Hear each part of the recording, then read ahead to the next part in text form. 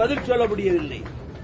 நிர்மலா சீதாராமன் அவர்கள் அமித்ஷா பக்கத்திலே உட்கார்ந்து இருப்பதால் தமிழ் தெரிந்த நிர்மலா ஏன் வைகோவுக்கு மறுப்பு சொல்லவில்லை என்று நினைப்பார் என்பதற்காக எழுந்து நீங்க பேசுறது தப்புனா, அம்மா நீங்க பேசுறதுதான் தப்பு, அந்த ஆள் பேசுறாரே இந்திக்காரர் அது முழுக்க தப்பு, இதை நான் எங்க போனாலும் சொல்லுவேன் என்று சொன்னேன். ஆக நாடாளுமன்றத்திலும் நான் தமிழ் உரிமையை, திராவிட இயக்கத்தின் கொள்கைகளை, திராவிட இயக்கத்தின் லட்சியங்களை ஆழமாக பதிவு செய்திருக்கிறேன். 1655 தடவை நான் அந்த 18 வருஷத்திலே 20 வருஷத்திலே நாடாளுமன்றத்திலே பேசியிருக்கிறேன்.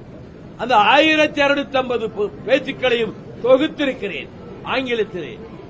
அதே ஒரு சந்தர்ப்பம் வருகிற பொழுது டெல்லியிலே பெரிய தலைவர்களை எல்லோரையும் அழைத்து அங்கே வெளியிட வேண்டும் என்ற ஒரு கனவாகவே எனக்கு இருக்கிறது. பெரும்பொருள் செலவு ஆகும், அதையும் செய்ய முடியும். இப்பொழுதும் என்னுடைய ரிட் மனு உயர்நீதிமன்றத்திலே இருக்கிறது. விடுதலை புலிகள் தடையை நீக்க வேண்டும் என்று.